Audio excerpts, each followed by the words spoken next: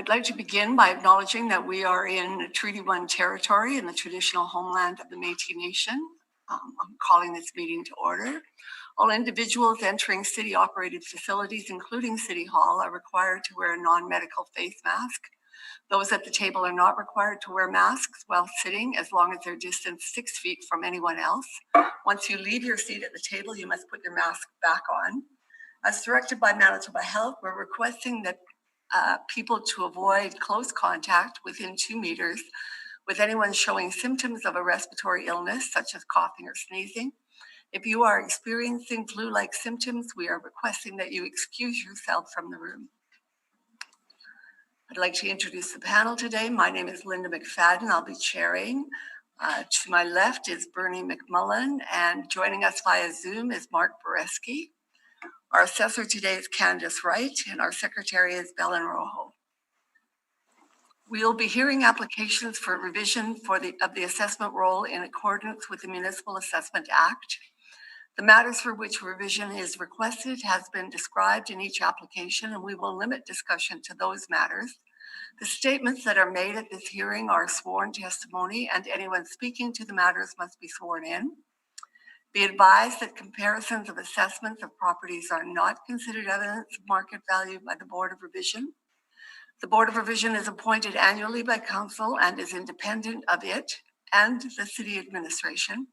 It makes its decisions on the basis of the evidence provided at this hearing and issues a written order that will be mailed to all parties as soon as possible.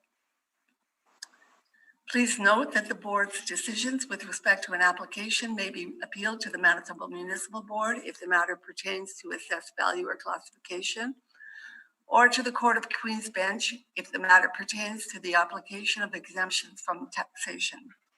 Should you wish to appeal, information on how to do so will be included with the board's order. With respect to the hearing process, I will confirm the matters to be addressed with each applicant following the swearing in. We will then have the assessor's testimony, followed by questions that the applicant may have, and then the applicant's testimony followed by questions. Each side will have an opportunity to summarize if they wish. Once all of the evidence about an application has been brought forward, the applicant may leave. The process will repeat for each item on the docket today. The session will close after all the applications have been heard, and the board will deliberate in private and make its decisions. You will receive the order by registered mail as soon as possible. As information, all public hearings are live streamed, recorded, and will be part of the public record. Use of cell phones is not permitted except by approval of the chair, and I'd ask you to make sure that all your cell phones are silenced if they are not already. Thank you. So I see the first 6 items have been withdrawn. Number 7, we have an applicant, Mohammed Hassan. He's not present, no? Okay. Would you like to swear in the assessor?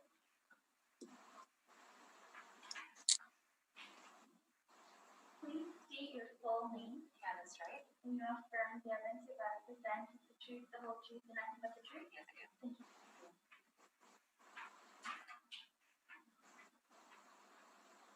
Right, if you'd like to read it into the record, please. Thank you. The subject property is roll number 030914344400. This is 63 Autumn View Drive.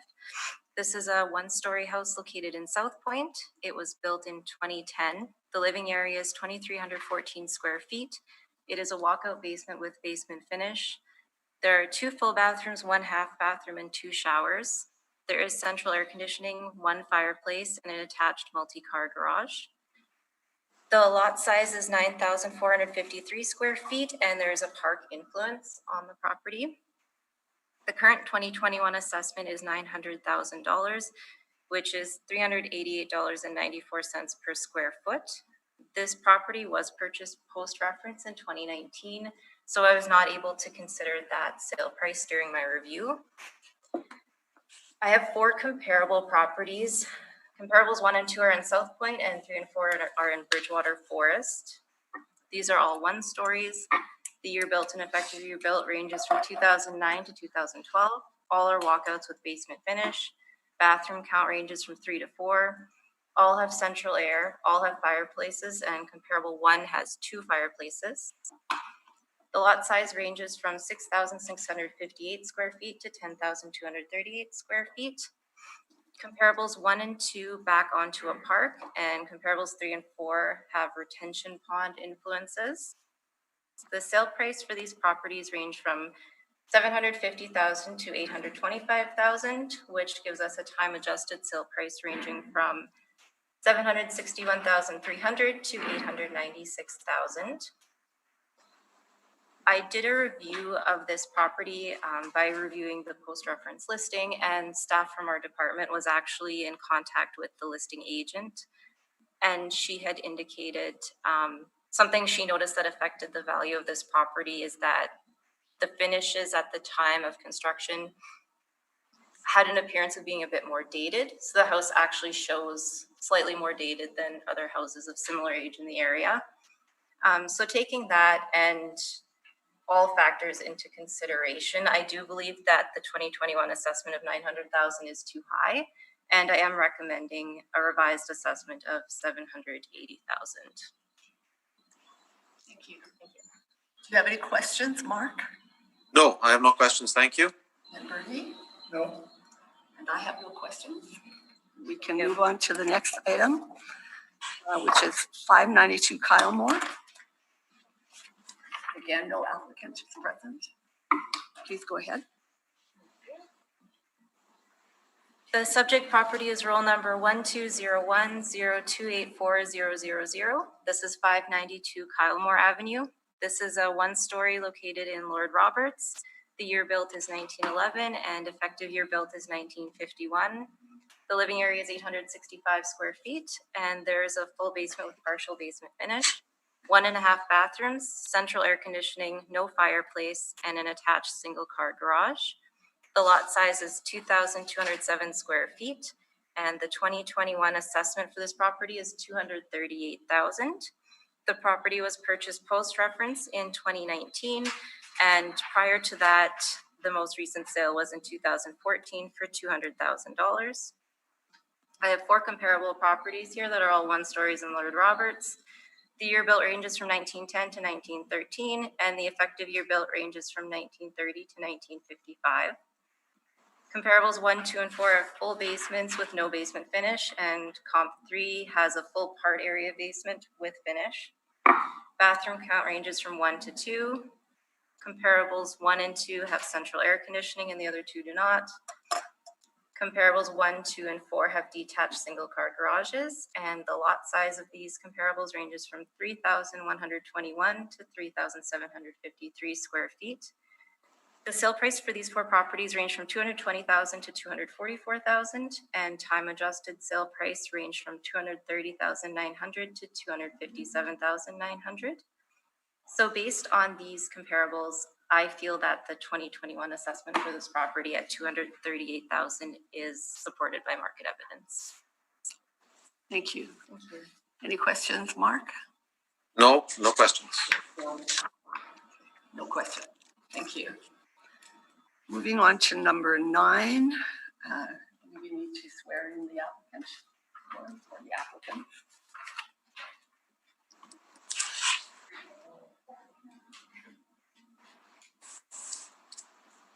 Please state your full name. And your firm, the evidence you represent, please the whole truth and nothing but the truth. Thank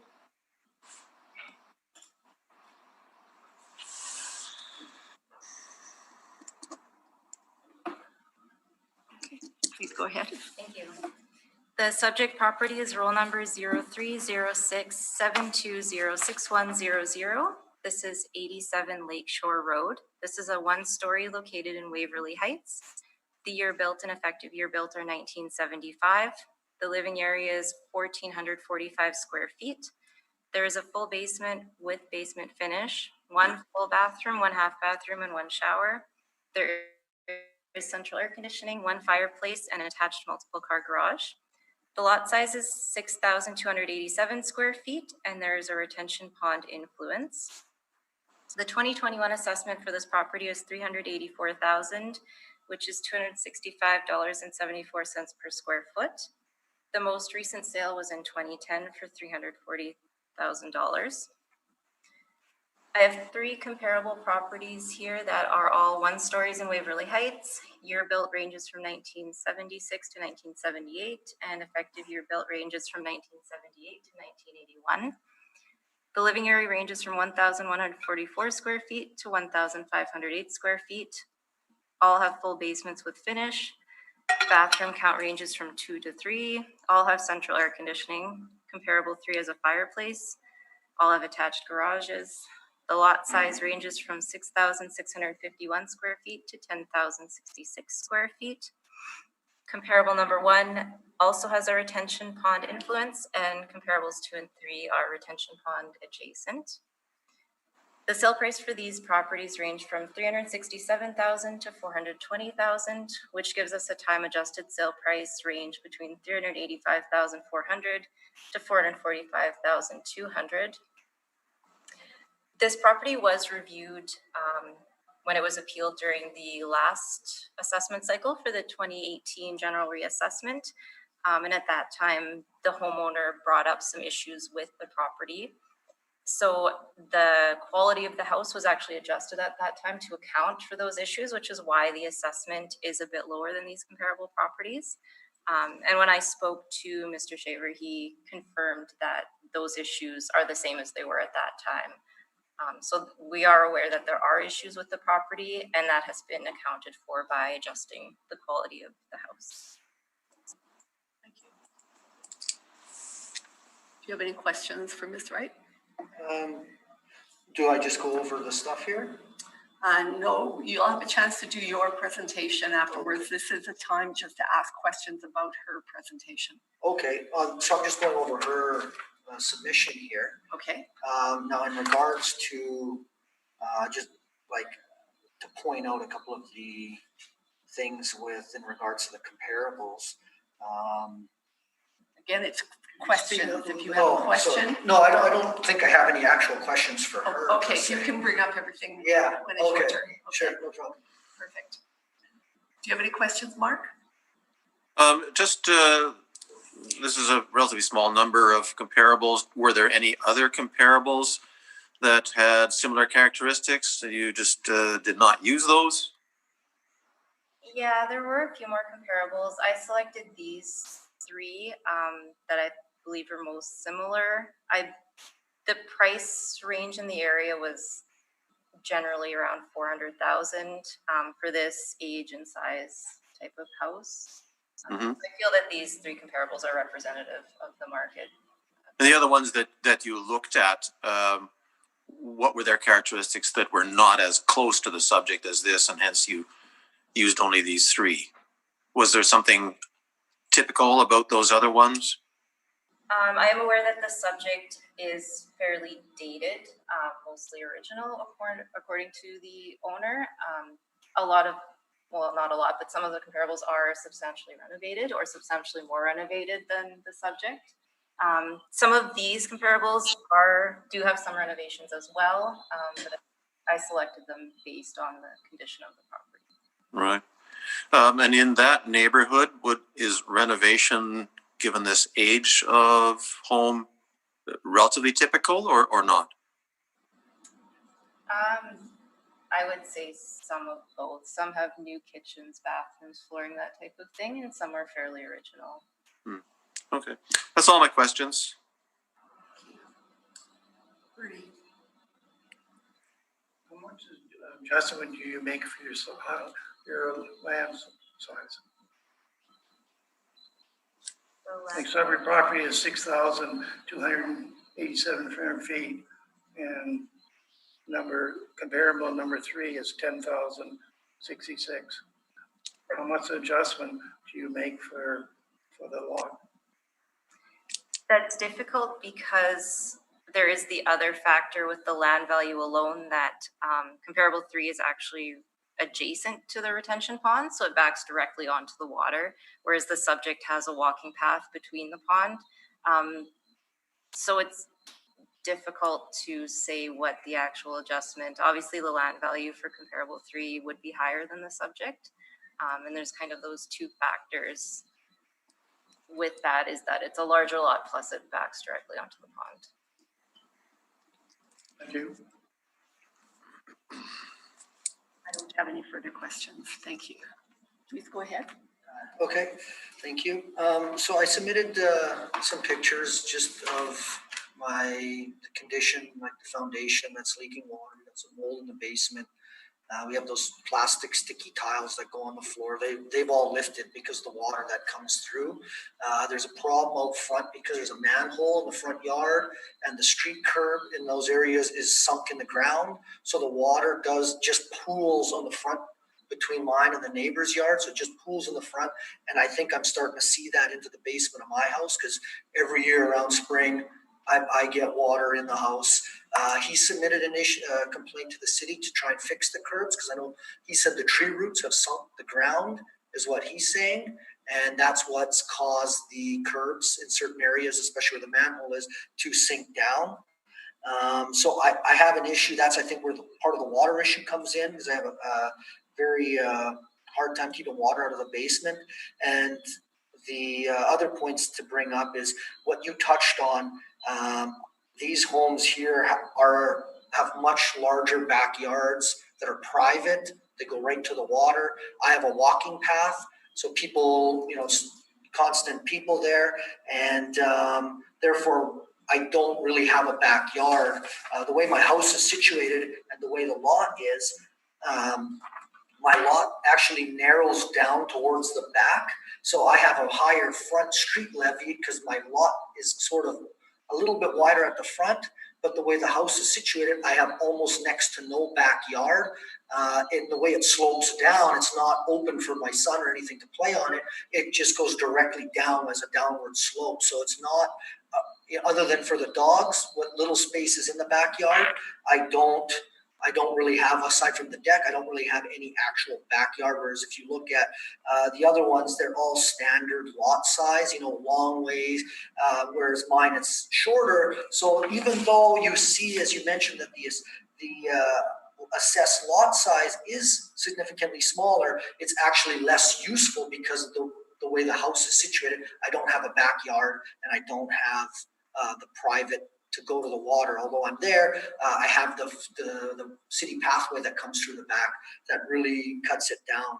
So to these comparables, not only are they in obviously resale showroom condition. I was just looking at the pictures on my phone of these homes, and I've browsed a few in the area. My assessed lot size is actually substantially less.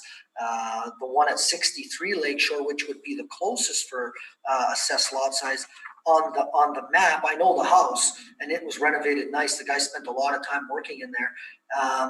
He actually has an open lot next to him, so the person who bought it probably factored in that they don't have a neighbor next door. They got basically a big open back, plus they've got an open beside them. So it's almost like they're living on their own park, so to speak. Another thing, age-wise, I'm probably the oldest and the poorest condition, I would say, out of all of these homes. And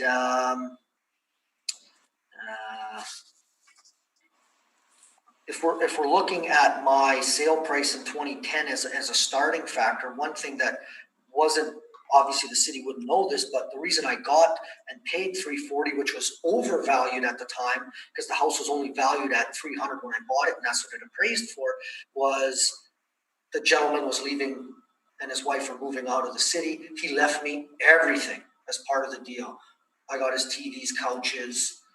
All he did was take his clothes. So in that sale price, everything from his leather couches to his 2 flat screens to his everything that he had, his beds, mattresses, the works, was all left behind. He literally only took the kids' toys and their clothes, and I was coming from a 1-bedroom condo. I had nothing, so it kind of worked out well. So I didn't mind that aspect, but that was one of the things that even though my appraisal only came in at $300, and that was the city assessed value at the time when I bought it, I had paid him for all his furniture as well to leave everything, even pictures on the wall. He left the works. Because I didn't have money to start accumulating that stuff at the time. So again, just to sort of kind of reiterate my position, my house is in much poorer condition than these ones that are up for sale. My assessed lot size is considerably lower, and it's not private, and I have no backyard. I'm the oldest house, and as I mentioned to her, Candace, there when we talked on the phone, even though the house sold in 2018 right next door to me, my neighbor's house, we couldn't use it because it had sold a couple of months before the cutoff deadline, I think is what it was. His house sold for $325, and he was 1,700 square feet right beside me at 83 Lakeshore. And so I thought, at 385 or 384, I thought that, it's starting to creep up there for,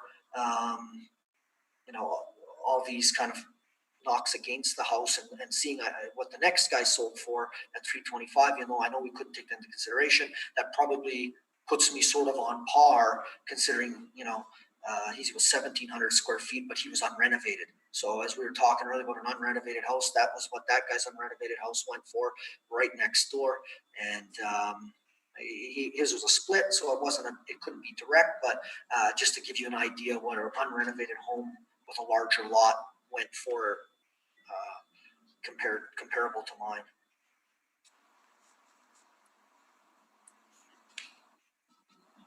Question?